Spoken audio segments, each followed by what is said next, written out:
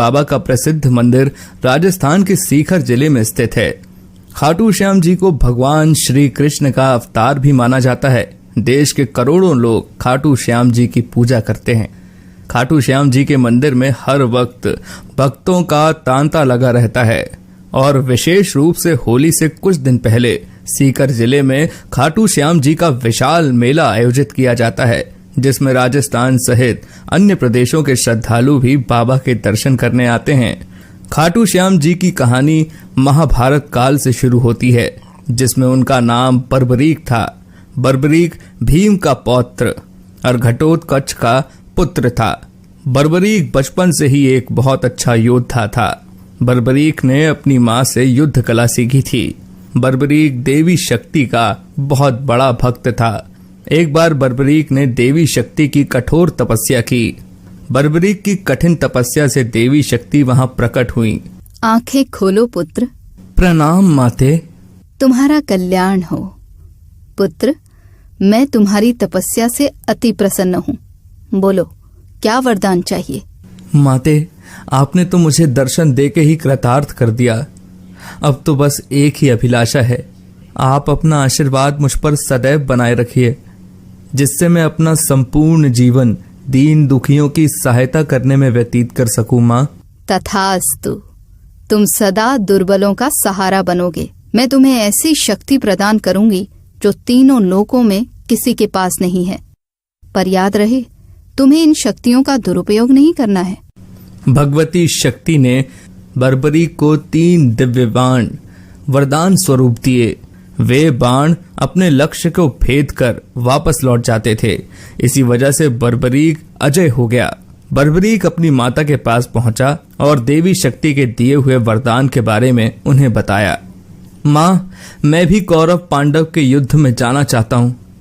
मेरे युद्ध में जाने की बहुत इच्छा है माँ। पुत्र बर्बरीक, मैं जानती हूँ तुम एक महान योद्धा हो, इसीलिए मैं तुम्हें रोकूंगी नहीं। पर मुझे वचन दो कि तुम्हारे का सहारा बनोगे। तुम युद्ध में हारने वाले की तरफ से ही लड़ोगे। मैं आपको वचन देता हूँ माँ कि मैं युद्ध में हारने वाले की ही तरफ से लड़ाई करूंगा। अपनी माँ को वचन देकर बर्बरीक ने घोड़ी पर सवार होकर और देवी शक्ति के दिए हुए 3 बाणों को लेकर रवाना हो गया। भगवान कृष्ण तो अंतर्यामी हैं, वो ये सब लीला होते हुए देख रहे थे। भगवान कृष्ण जानते थे कि बर्बरीक केवल हारी हुई सेना की तरफ से ही लड़ेगा, और वो ये भी जानते थे कि कौरवों को भी बर्बरीक के इस वचन के बारे में पता है। बर्बरीक कौरवों का सहयोग कर पांडवों का विनाश कर देगा। इस प्रकार जब वो कौरवों की तरफ से लड़ेगा तो पांडवों की लड़ रही सेना कमजोर हो जाएगी। उसके बाद वो पांडवों की सेना में चला जाएगा। इस तरह वो दोनों सेनाओं में घूमता ही रहेगा।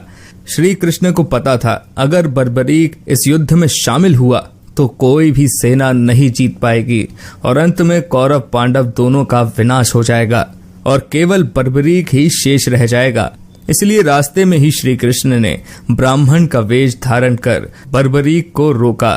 बर्बरीक को रोकने का अब एक ही उपाय है, मुझे बर्बरीक से उसके शीश का दान मांगना होगा। श्री महावीर योद्धा, तुम कौन हो?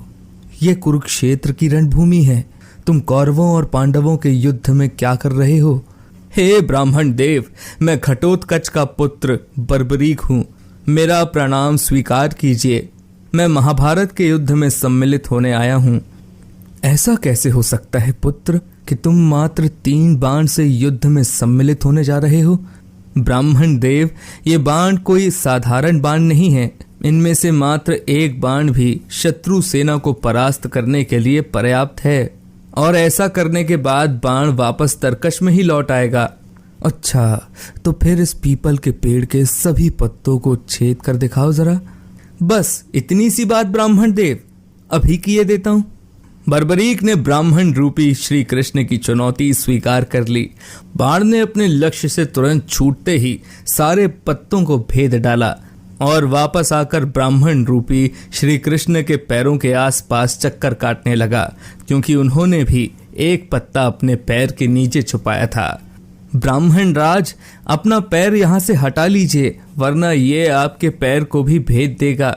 ये तीर अपने लक्ष्य को पूरा किए बिना तरकश में नहीं लौटते हैं।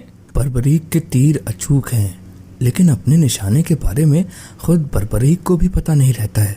असली रणभूमि में अगर मैं सभी पांडव भाइयों को अलग अलग कहीं छिपा भी दूं ताकि वो बर्बरीक का शिकार होने से बच जाएं, तब भी बर्बरीक के तीर किसी को नहीं छोड़ेंगे। इन अचूक तीरों से कोई भी नहीं बच सकता है। हे वीर योद्धा, मैं तुम्हारे साहस की सराहना करता हूँ। मैं तुमसे दान स्वरूप कुछ मांगना चाहता हूँ।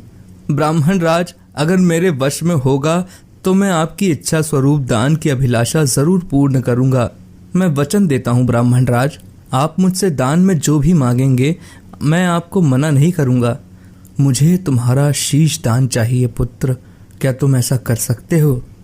आप कौन हैं? मुझे अपना परिचय दीजिए। आप मुझे ब्राह्मण नहीं दिखाई देते, कृपया करके मुझे अपने वास्तविक रूप से अवगत कीजिए। बर्बरीक की प्रार्थना करने पर भगवान कृष्ण अपने रूप में आ जाते हैं। बर्बरीक उन्हें प्रणाम करता है। वासुदेव कृष्ण, आप स्वयं मेरे शीश दान की अभिलाषा हेतु आए हैं। बर्बरीक, युद्ध भूमि की पूजा के लिए एक वीर वर क्षत्रिय के शीश दान की आवश्यकता होती है और तुम महावीर महायोद्धा हो, अतएव मैं तुमसे शीश दान मांगता हूँ। हे वासुदेव कृष्ण, मैं आपको अपना शीश अवश्य दूंगा, पर मेरी दो इच्छाएं हैं। पहला ये कि मेरी देह को आप स्वयं अग्नि देंगे, और दूसरी इच्छा ये है कि मैं अंत तक इस युद्ध को देखना चाहता हूँ। ऐसा ही होगा वीर शीश दानी बर्बरीक। कलयुग में लोग तुम्हें हारे हुए का सहारा बोलेंगे, तुम्हें श्याम नाम से पुकारेंगे। मेरे नाम से ही तुम्हारी कलयुग में पूजा की जाएगी। कलयुग में खाटू श्याम नाम से तुम्हारी पूजा होगी। फाल्गुन माह की द्वादशी को बर्बरीक ने अपने शीश का दान दिया। बर्बरीक को ब्रह्मा जी ने एक श्राप दिया था, जिसके मुताबिक उनकी मृत्यु पृथ्वी लोक पर भगवान कृष्ण के ही हाथों होगी, तभी वो श्राप से मुक्त हो पाएंगे। बर्बरीक का सर युद्ध भूमि के समीप ही एक पहाड़ी पर सुशोभित किया गया, जहां से बर्बरीक ने महाभारत का संपूर्ण युद्ध देखा। युद्ध की समाप्ति पर पांडवों में आपसी बहस होने लगी कि युद्ध में विजय का श्रेय किसको जाता है।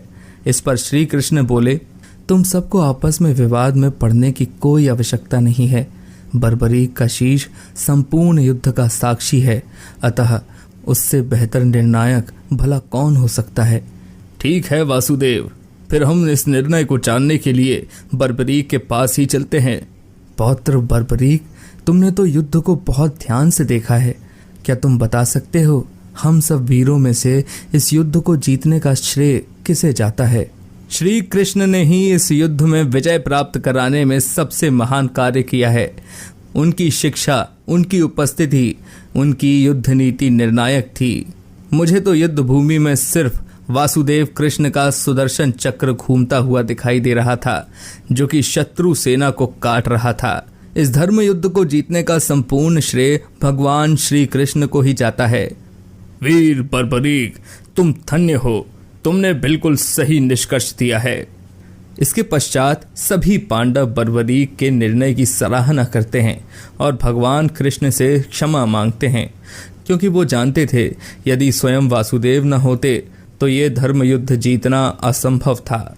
धर्म की विजय स्वयं वासुदेव कृष्ण के कारण ही हुई थी। भगवान कृष्ण के आशीर्वाद से बर्बरीक को कलयुग में श्याम नाम से पुकारा जाने लगा।